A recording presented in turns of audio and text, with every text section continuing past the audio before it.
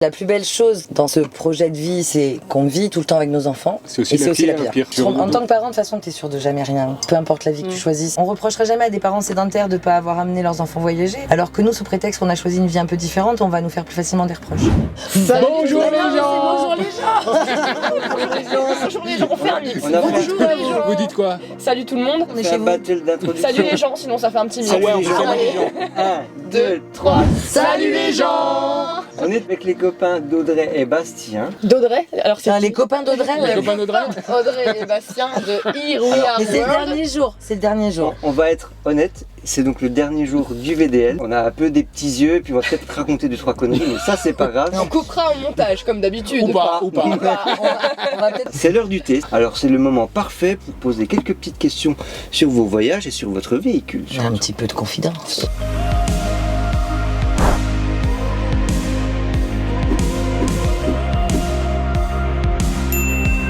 Il faut savoir quelque chose, c'est que nos amis en face de nous, Here We Are World, voyagent en camping-car en famille. Votre credo, c'est nous nous sommes fait une promesse, celle de faire découvrir le monde à nos enfants. Est-ce que c'est ça qui vous motive les voyages aujourd'hui, même si vous avez voyagé un peu avant en couple? Ouais. Ouais, de vivre la vie avec tes enfants en fait. On s'est promis il y a 10 ans parce qu'on n'a pas pu aller au bout, qui était au Choya, et on s'est dit mais on rentre, on fait des gamins et on repart. Et on n'avait pas dit qu'on devait le faire cette année, puis on n'a pas dit qu'on devait le faire à deux. Je voulais qu'il ait des souvenirs en fait. Et j'ai pas de souvenirs moi personnellement en dessous de 6 ans. T'as pas de souvenir quand un quotidien et se répète. Le jour sans fin, qu'est-ce que tu retiens de tes jours d'anniversaire et tes Noëls? Et en fait, avec le voyage, il y a toujours du nouveau, il y a toujours un nouveau pays, il y a moins de, c'est moins linéaire en année scolaire. Et donc ils ont plus de souvenirs forts et finalement ça s'ancre en eux. Plus que quand... Arrête. Quoi, j'ai pas le droit de faire des clins d'œil à la caméra. Est-ce que c'est pas trop difficile de voyager en camping-car en famille? Bastien et Audrey, ils vivent à plein temps dans leur camping-car, ils sont vraiment nomades. Depuis 2 ans et demi. Voilà, c'est pour ça que je rebondis sur ta question, Simon. Rebondis, Pauline. Rebondis. Ça bouge sur le châssis. Tant que t'as pas d'enfant, t'as l'impression que c'est hyper dur avec des enfants. Non. En fait, c'est que la plus belle chose dans ce projet de vie, c'est qu'on vit tout le temps avec nos enfants. C'est aussi la pire. Parce qu'on n'a pas d'échappatoire, on est tout le temps, tous les 4 ensemble. Mais on a appris à le gérer. Et les enfants aussi, ils ont aussi besoin d'être sans nous. Et c'est pour ça que là, ils sont 10 jours chez les grands-parents. Et c'est un cadeau aussi pour eux d'être eux sans nous. On sait se le dire, donc Bastien, il va pouvoir les prendre, aller faire une balade. Et puis moi, je serai seule. Ou ils vont rester avec moi, faire une activité à l'intérieur. Et puis à l'inverse, toi, tu vas aller te promener ou lire un livre. Ou des fois, c'est le moment, c'est on en prend un chacun. Oui, ça c'est génial aussi. Parce qu'on crée un moment particulier avec un enfant. Et même entre eux, du coup, ils sont pas avec le frère ou la sœur tout le temps. Et quand ils arrivent la fin de journée, ils se racontent leur journée. Ouais, ils se sont un peu manqués. Et pour vous, vous êtes sûr que c'est la meilleure école de la vie, de les faire voyager comme ça sur cette... Je peux pas être sûre. T'es Peut-être jamais qu'on sûr se trompe. de En tout. tant que parent, de toute façon, t'es sûr de jamais rien. Peu importe la vie que tu choisisses. Je pense que les parents sédentaires, ils sont pas sûrs de faire les meilleurs choix tout le temps. C'est ce qui fait ils qu'on ont est pas parents, le- quoi. C'est Voilà, le doute. nous on a la chance de pouvoir leur faire l'instruction, de les initier à plein de choses, au voyage, à la découverte, à la culture. Il y a Mais d'autres moyens de le faire. Il y a d'autres Enfin, moyens pas de de le faire. meilleurs Regardez, ils moyens. le font très bien par l'école, il y a des instituts qui sont géniaux. Quand t'es parent, quoi qu'il arrive, tu vas avoir des doutes sur Et l'éducation, peut-être mais que sur plein de choses. Sur est-ce qu'on fait le bon choix dans la Ouais, santé ouais. s'il leur arrive quelque chose? Est-ce qu'on fait le bon choix dans les couper des autres? Alors qu'en fait, parce que c'est souvent l'image qu'on a de les rendre associables alors qu'ils sont devenus hyper sociables. Enfin voilà, Au contraire, ouais. Au contraire. un parent qui a des certitudes qu'il offre la meilleure éducation à son enfant, c'est qu'il se pose pas cette question. Parce que si t'es parent, tu te poses des questions. Oui, toujours. Après, peut-être qu'ils nous reprocheront un jour, on ne sait pas, vous m'avez emmené, vous m'avez Loupé pas l'école, permis. Ouais, ou on n'a pas pu faire une activité, apprendre à jouer du piano par exemple. Ça peut être un reproche qu'on va recevoir. Ouais. Et ben ouais. Eh ben, faut installer un piano dans le camping-car. Ne donne pas des idées comme ça. Non, ils ont un harmonica. Mais à l'inverse, on reprochera jamais à des parents sédentaires de pas avoir amené leurs enfants voyager. Alors que nous, sous prétexte qu'on a choisi une vie un peu différente, on va nous faire plus facilement des reproches. Mais c'est chacun doit faire ce qu'il a Comme envie il de le sent. faire. Et puis tant qu'on sent que nos enfants sont pas malheureux.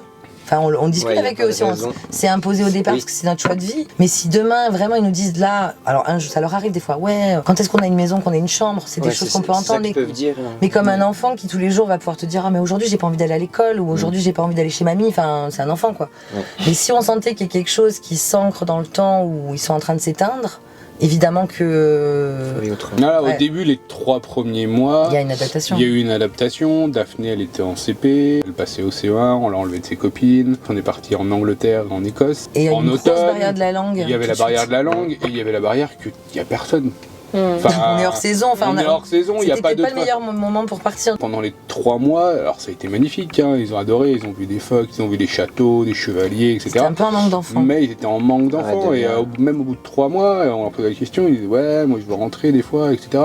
Maintenant tu leur poses des Puis après il y a internet, c'est-à-dire qu'on a fait beaucoup d'appels Skype avec leurs copains, avec les grands-parents, donc ça aide beaucoup. Puis ils ont grandi dans le voyage, après. Puis entre eux, oui, parce qu'ils ont beau être frères et sœurs, et en fait on avait fait le calcul, ils se voyaient en tout et pour tout une heure par jour. Et là ils étaient 24 sur 24 ensemble, ils ont aussi dû eux apprendre à être ensemble. Alors, ils ont peu d'écart, ils ont que 2 ans d'écart, donc ils jouaient, ils étaient très complices, mais là cette complicité, elle c'est vraiment. Des fois tu les vois pas pendant 2 heures, ils s'inventent une histoire et c'est juste magique. Toi t'es en train de rouler et tu les entends derrière. Et quand ils complotent contre nous, mais même Daphné elle peut défendre très fort son frère. Donc ça resserre les liens. En partant on s'est dit on leur fait un cadeau. Puis après j'ai écrit un article où j'ai dit c'est eux qui nous en font un. Parce que c'est eux qui nous prêtent leur regard d'enfant aussi pour redécouvrir le monde. Et c'est vrai qu'au départ on se dit ouais la France c'est pas exotique. Puis tu te rends compte que tout est exotique si tu regardes avec des yeux neufs, ça c'est cool. Et en même temps on leur fait ce cadeau de fraternité très très forte entre eux. Ce qu'on leur apprend c'est que la personne la plus importante au monde, c'est leur frère. C'est eux quoi, eux deux parce que voilà, mais non, mais dans 40 ans, ils ont un souci, t'appelles ton frère, t'appelles ta soeur, c'est un beau cadeau, quoi. Voilà. Et même si un jour ils se fâchent, je pense qu'ils peuvent rompre. Il y a plein de trucs qui sera là. Il y a trop de choses qui s'est créé. T'es là, forcément. Putain, 8 moments. Allez, on se casse. Allez, on se casse. Pourquoi vous avez choisi ce véhicule en particulier ? C'est le meilleur du monde. Non, c'est pas le meilleur du monde. Quand on est revenu en France, on a eu les enfants, on a acheté un camping-car, un vieux J5 de 87, que tu payes 5000 € sur le bon coin, les trucs classiques. Puis il nous est arrivé un accident, pas grave, hein, on a explosé le camping-car, on a fait...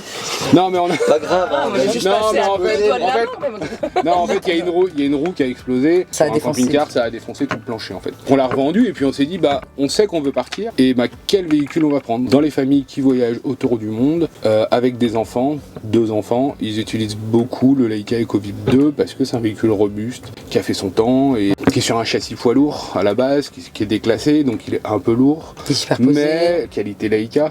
Très peu d'électronique. Tombe en panne, l'avantage c'est qu'à peu près tous les mécanos de la planète peuvent y faire quelque chose. Il s'est imposé à nous, alors il y en a d'autres, des véhicules comme ça, mais c'est celui-là qu'on voulait. Il est un peu plus cher que les autres. Parce que le porteur est Iveco. On l'a payé 20 000 €. 20 000 €. 4 places carte grise. D'accord. Donc un lit en capucine. Ça. Donc 2 places et 2 lits. 2 lits superposés et 7 couchages. Il y en a qui en cherchent aujourd'hui exactement le même. Ils attendent 6 mois. Ils ne le trouvent pas. Ou alors il est sur Ford. Et Ford. C'est bien. C'est bien, mais moins bien. Mais c'est moins cher. C'est moins cher. Pour l'Europe, ça serait suffisant largement. Oui, ce serait suffisant. C'est pas un choix par waouh, tout est parfait, c'est un choix par élimination. Pourquoi vous l'avez nommé Talam ? Tada ! Voilà. Parce que le matin, tu ouvres la fenêtre et puis tu vois le paysage. Alors bon là c'est le VDL. C'est un peu ce côté magie, puis c'est un mot d'enfant aussi, tu sais, comme un peu abracadabra. C'est un cadeau. Enfin ça veut tout et rien dire et ça nous allait bien quoi. Et après toutes ces destinations, est-ce que vous trouvez que votre véhicule alors il est adapté à votre manière de voyager ou pas ? Ou il y a des choses que vous changeriez Ça dépendrait des pays aussi. Enfin il y a des moments, tu vois, j'ai envie d'aller en Corse et je sais que 7 mètres en Corse c'est compliqué. Quand on est allé au Canada pour un mois, on a loué un minivan. Je sais que ça me va pas parce que là il y a 0 confort. Il y a du jeu d'or et 5 litres d'eau. Moi il me convient très bien. Après oui, tu prends plus grand, tu auras plus d'autonomie, plus de confort. Tu prends plus petit, t'en as moins. Ça sera et plus de partout non, parce qu'honnêtement on a été bloqué 2 fois sur des routes. Frustré vraiment. Frustré même pas, parce que c'était dans un petit village en Italie, tu le contournes et puis voilà. Tu vas à pied. Un camping-car ça reste quand même. C'est des concessions Comme le mari idéal n'existe pas. Non mais pour nous le véhicule il est bien, voilà, la seule chose c'est peut-être tu t'y fais. La salle de bain qui pourrait être un petit peu plus grande. Qu'on ait une douche quoi. Ouais, qu'on ait une douche. Mais on va trouver à chaque voyage il faudrait presque le véhicule adapté. Ouais mais en même temps c'est chez nous. Plein d'amis qui ont fait l'Afrique en camping-car, c'est passé. D'autres ils vont avoir un énorme camion, mais ils vont rester sur les routes, ils se disent il me faut un 4x4. Et au final ils s'en servent 1% du temps. Ils vont s'en servir quoi 3% du temps. 4x4 c'est vraiment si tu veux faire le centre de l'Afrique ou que un truc vraiment spécifique où tu veux faire un raid pendant 2 mois que dans le désert, etc. Ouais, là tu fais un 4x4. Les les gens qui font l'Amérique du Sud, t'es pas obligé d'avoir un 4x4 quoi. Tu peux l'avoir, ça te permettra d'aller plus loin, mais moi je me sens pas frustré de pas en avoir un, par exemple, ou de pas avoir un véhicule plus petit pour aller à des petits endroits, ou pour pouvoir me poser sur des petites places sans qu'on me voit. Les concessions sont voilà, les concessions sont faites, tu le sais de toute façon, il n'y a aucun véhicule qui est adaptable. Et puis ouais, on est slow travel, donc il y a des fois où pendant 3 jours on bouge pas, et ce qu'on aime c'est l'espace de vie parce que là, on peut tenir à 8 dedans. On voit que c'est une maison, c'est très personnalisé, il y a beaucoup de décorations, on voit que ça a voyagé, il y a des souvenirs de partout. Et puis on a 2 grandes baies vitrées. Ouais, il est impressionnant de luminosité quand même, parce que c'est plutôt rare. On a repeint en blanc, mais on a repeint en blanc. Je voulais juste poser une question. Des gens qui veulent voyager en famille se posent beaucoup. Comment on fait pour assumer ce coût-là? C'est pas trop dur? Non. Bah après non, il y a 10 ans d'économie, l'achat d'un appartement où on s'est dit c'est pas l'appartement de notre vie, mais on préfère mettre dans un crédit, et on a tout vendu. On avait 3 ans de budget, il nous en reste 1, et on est en train de se former, d'ailleurs c'est quelque chose qu'on partage aussi avec notre communauté, c'est comment continuer. Il y a plein de solutions et on travaille là-dessus sur du community management, sur de la rédac web. Enfin, il y a tellement de solutions quand on a envie. À inventer. Ouais. Il y a des métiers qui n'existaient pas avant-hier presque. Les réseaux sociaux, nous on est parti Instagram, quand on est parti la première fois, ça n'existait pas, on mettait des vidéos. Facebook venait d'être inventé. Dailymotion, c'est ça? Non, Google Vidéo, s'il vous plaît. Et il y a encore des métiers qui vont s'inventer après-demain, donc tout est possible du moment qu'on a envie, la motivation, qu'on sait pourquoi on le fait. Grosse motivation, par contre, pas prendre les choses à la légère. Parce que vous avez fait le choix de tout quitter à un moment donné, de revendre l'appart, et puis cette fois. Et on en connaît d'autres qui t'es pas obligé de larguer complètement les amarres pour se lancer. Il y a des intermédiaires. C'est à chacun de créer son modèle. Il n'y a pas de case pour être sédentaire. Il y a pas de case pour être. Comme les véhicules, il n'y a pas de. C'est vraiment toi. On pourrait se dire des fois qu'on a envie aussi de tester, de s'installer parce qu'on n'est jamais en ville. Et quand on est arrivé à Ljubljana, c'est une ville qui nous a vraiment attirés. On était frustrés de pas pouvoir y rester plus. On s'est dit s'il y a une ville où on aimerait se poser nos valises un mois et vivre intramuros, ça serait là. Ouais, pourquoi pas. On s'est dit la même chose. Là, tu vois, on a eu un coup de cœur pour Ljubljana. Et qu'est-ce qui nous interdit de le faire? C'est pas parce qu'on a un camion qu'on n'a pas le droit d'aller au Canada voir nos copains pendant un mois. C'est pas parce qu'on a un camion qu'on peut pas louer un appartement pendant un mois. C'est pas parce que t'as un camion et que tu peux pas te poser. Il y en a qui roulent tous les jours. Nous, on n'a pas ce mode de voyage. On est très lent quoi. On fait 20 000 km par an. C'est moins que des gens qui vont bosser. Enfin, on s'est désenfermé d'une société. C'est pas pour se réenfermer nous-mêmes dans un modèle. Et non, les économies, bah voilà. Bah, tant qu'il y en a, c'est cool. Puis quand il n'y en aura plus, et puis les gens ils trouveront d'autres modèles. Enfin, il y a plein de sortes de façons de voyager. Faut trouver la sienne. Il y a plein de modes d'emploi. C'est quoi vos projets pour la suite? On continue le voyage, ça c'est sûr. On a envie d'aller explorer des choses qu'on n'a pas encore tentées. Voilà, on va migrer comme les oiseaux. Ouais, on va aller vers le sud. Vous laissez porter. Ouais. À l'heure où nous montons cette vidéo, Daphné, Liam, Audrey et Bastien sont en route pour la Tunisie pour un voyage de 3 mois en camping-car. On leur souhaite de belles rencontres et de belles découvertes.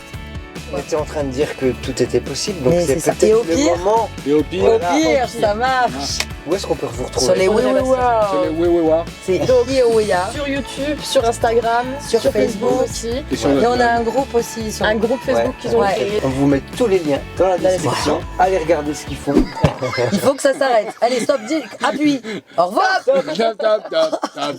Non, merci de nous avoir accueillis, madame. On ne te laissera pas finir. On ne te laissera pas finir. On ne te laissera pas finir.